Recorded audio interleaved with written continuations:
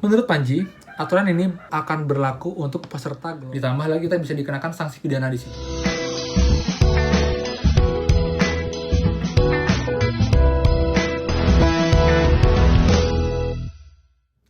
Hai semua, kembali lagi di channel Aran Agus.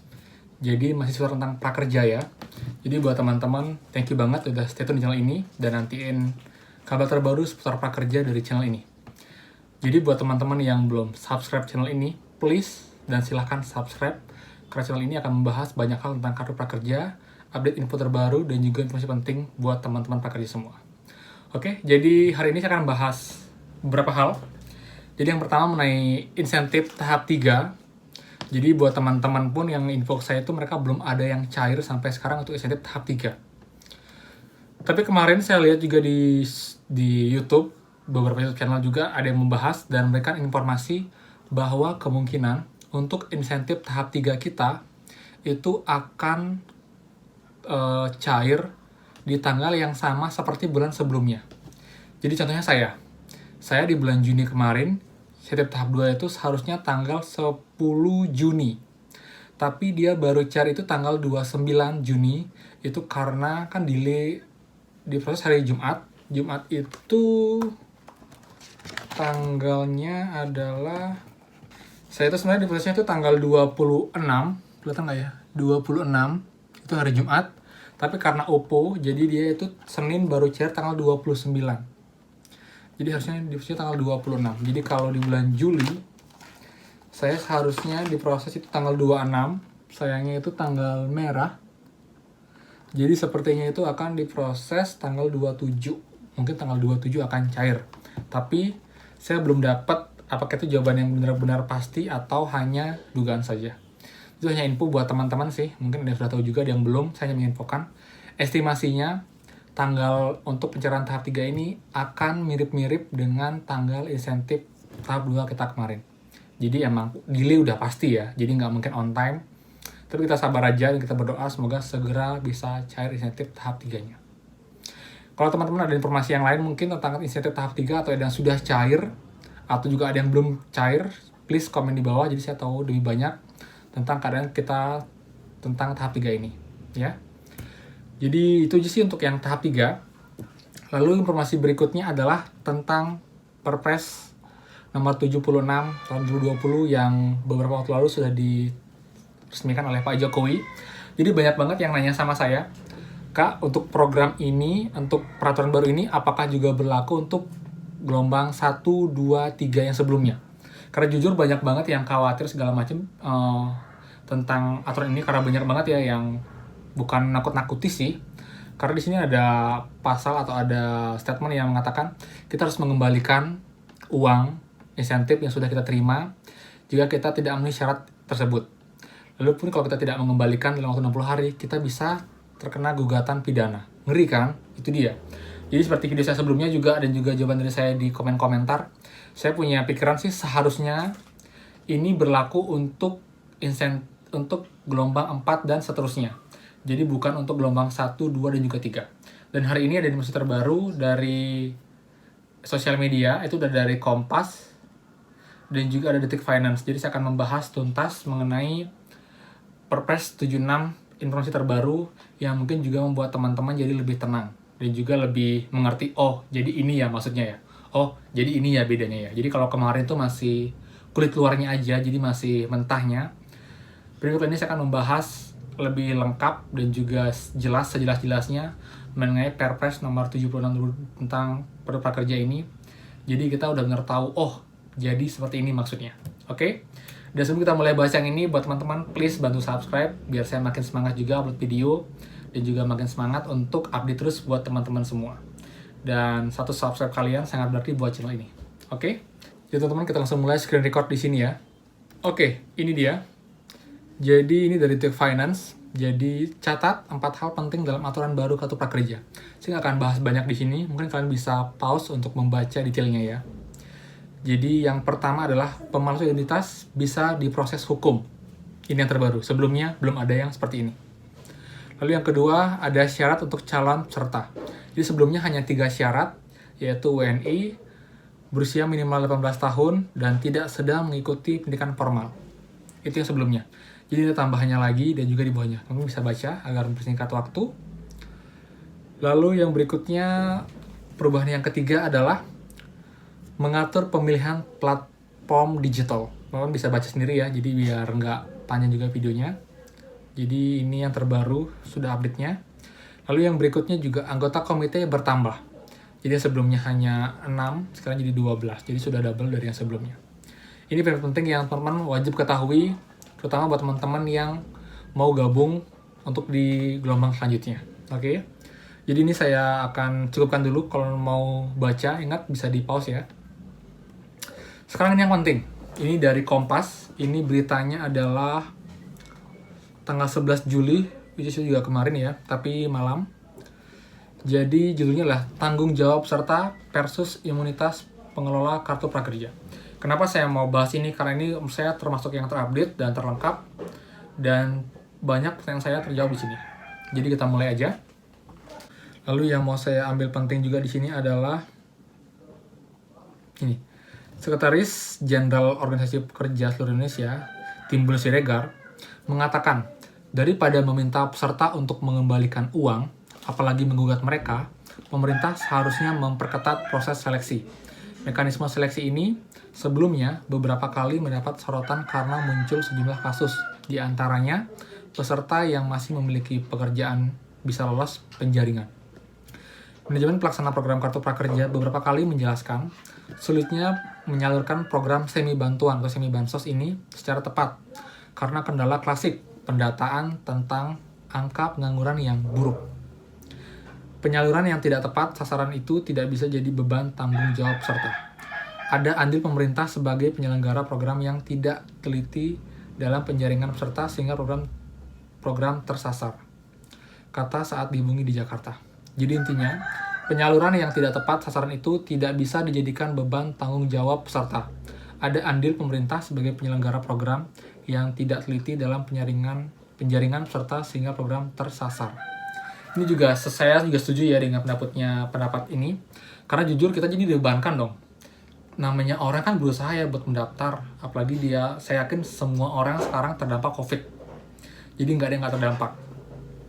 Tapi dengan peraturan baru ini, kalau memang nanti kita dibebankan, kita terbukti, mungkin dianggap sasaran, kita harus mengembalikan, sedangkan waktu itu sudah kita pakai ya, jadi gimana mau balikin. Ditambah lagi kita bisa dikenakan sanksi pidana di sini.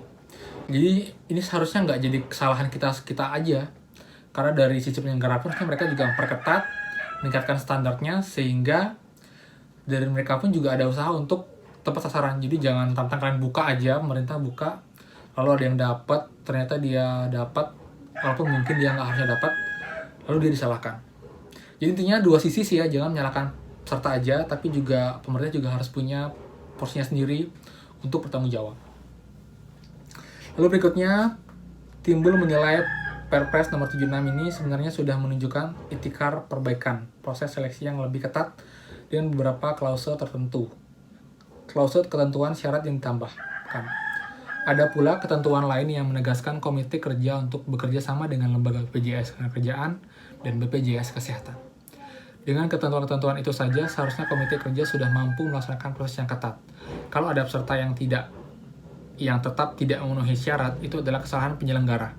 Sehingga justru komite cipta kerja yang diberi sanksi, bukan peserta yang harus mengembalikan, apalagi digugat. Jangan salahkan peserta karena mereka seharusnya sudah diseleksi oleh komite cipta kerja, kata Timbul. Bener nggak? Iya kan? Saya juga sangat setuju dengan pendapat ini. Jadi jangan hanya menyalahkan peserta dan harus mengembalikan uangnya, apalagi digugat. Itu udah benar-benar udah kena dampak pandemi, sekarang disuruh balikin duit, digugat lagi. Itu menurut saya yang agak lucu ya, saya bilang ya, peraturannya agak bisa kayak pasal karet, tapi semoga dalam prakteknya ini bisa lebih tegas dan juga lebih jelas. Kemudian pasal imunitas pengelola. Timbul menambahkan, lain halnya jika peserta memang memiliki itikat buruk untuk memasukkan data dan identitas demi mendapatkan program bantuan pelatihan dan insentif. Untuk kasus ini, Perpres nomor 76 tahun 2020 juga sudah mengatur ketentuan dalam pasal 31D untuk mengajukan tuntutan ganti rugi kepada peserta yang sengaja melakukan pemalsuan. Namun, alih-alih ada klausul yang mengatur pertanggungjawaban pemerintah dan manajemen pelaksana, Perpres nomor 76 ini justru memunculkan pasal yang memberikan semacam imunitas bagi pengelola. Jadi yang buat belum tahu itu imunitas maksudnya kekebalan ya, jadi kayak kebal gitu, dia kayak kebal hukum istilahnya. Hal itu kata timbul diatur dalam pasal 31B yang mengatur bahwa kebijakan pemerintah serta tindakan manajemen pelaksanaan yang ditetapkan dan dilakukan sebelum Perpres direvisi dinyatakan sah sepanjang didasarkan pada itikat baik. Kalimat didasarkan pada itikat baik itu bisa secara subjektif diartikan ujarnya. Jadi di sini mereka menganggap ini bisa jadi ini ya. Jadi kita nggak bisa menyalahkan pihak penyelenggara atau pihak pemerintah karena adanya pasal ini. Jadi kalau etikatnya baik ya itu mesti dimaklumin intinya kayak gitu. Namun alih-alih ada klausul yang mengatur pertanggungjawaban pemerintah dan manajemen pelaksana, Perpres itu justru memunculkan pasal yang memberikan semacam imunitas bagi pengelola. Berbagai persoalan yang membayangi perjalanan program Kartu Prakerja selama 3 bulan terakhir ini dikhawatirkan bisa ikut dikesampingkan lewat ketentuan baru itu. Timbul menyarankan Komisi Pemberantasan Korupsi serta publik tetap mengawasi pelaksanaan program Kartu Prakerja berhubung uang negara yang dikelola sangat besar, yaitu 20 triliun ya. Lanjut lagi, tetap ada potensi besar penyelewengan, khususnya di pembiayaan pelatihan dan kehadiran perusahaan platform digital beserta konten-konten digitalnya. Pasal ini juga berpotensi membuat pemerintah bekerja tanpa beban, sehingga pelaksanaan program bisa tidak maksimal. Ini adalah rekomendasi KPK tentang program Kartu Prakerja, ada 8 ya. Teman bisa baca di sini, jadi untuk info lengkapnya mungkin bisa di-pause bagian ini. Kita lanjut lagi. Langkah pencegahan terkait dalam hal ini Direktur Kemitraan dan Komunitas Manajemen Pelaksana Kartu Prakerja, Panji Wiruki mengatakan, niat pemerintah tidak untuk mencari ganti rugi dan membebani peserta program. Namun pasal pengembalian uang pelatihan dan insentif itu justru ditunjukkan sebagai langkah pencegahan atau preventif ya. Dengan aturan baru ini, masyarakat yang mau mendaftar diharapkan mengetahui dan mengikuti aturan dengan benar. Seperti memberikan informasi data diri yang akurat dan asli. Niat pemerintah bukan untuk, ini poinnya ya, niat pemerintah bukan untuk mencari ganti rugi dan membebani peserta program. Namun pasal pengembalian uang pelatihan dan insentif itu justru ditunjukkan sebagai langkah pencegahan. Menurut Panji, aturan ini baru akan berlaku untuk peserta gelombang keempat berikutnya. Untuk saat ini, pendaftaran untuk pesertaan gelombang keempat belum dibuka karena program ini masih dalam proses evaluasi. Kami tidak menyisir kasus-kasus yang di belakang. Ini kata Pak Panji, selaku suatu direktur eksekutifnya ya. Jadi benar apa yang saya duga dan yang saya pikirkan, bahwa rencana atau perpres ini akan berlaku untuk next gelombang, yaitu gelombang 4 sampai terusnya. Jadi untuk kita gelombang 1, 2, dan juga 3 tidak perlu khawatir untuk perpres ini, karena kita dianggap kita masih mengikuti perpres yang sebelumnya. Jadi belum ada 4 aturan baru yang saya jelaskan tadi. Jadi kita nggak usah mikirin terlalu banyak untuk perpres ini. Yang jelas kita sudah memastikan semua sudah benar, agar insentif segera cair 4 kali, dan kita mengambil hak kita, yaitu hak untuk dapat survei kepekerjaan senilai 150.000, itu aja. Ini grafiknya juga, bisa lihat, bisa pause di sini ya. Kemudian ini kendala-kendala Kartu Prakerja. Ini saya baca juga sebagian besar emang kita alami. Teman-teman juga bisa baca di sini, ada banyak kendalanya. Dari kendala sistem bisa di-post di sini. Lalu kendala layanan aduan yaitu CS Prakerja yang super susah ditelepon. Ini juga termasuk dalam kendala. Bisa di-post di sini juga. Dan berikutnya keterlambatan dana insentif dan sertifikat. Bisa cek di sini. Jadi poinnya buat teman-teman semua, untuk yang udah lulus gelombang 1, 2, dan juga 3, jangan terlalu memikirkan Perpres 76 ini.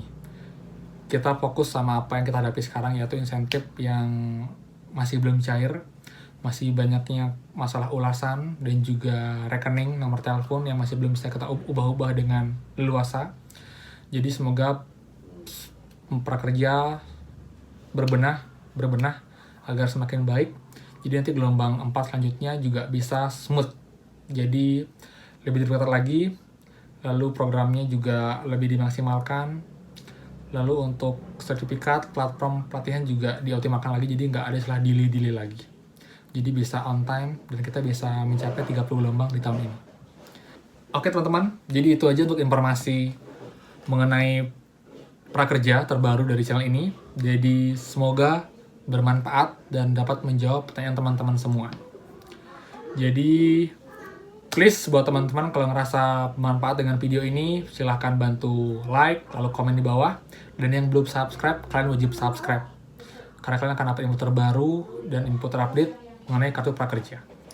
Dan sebelum saya akhiri, saya mohon maaf jika ada salah-salah kata. Dan sampai jumpa lagi di next video. Dadah!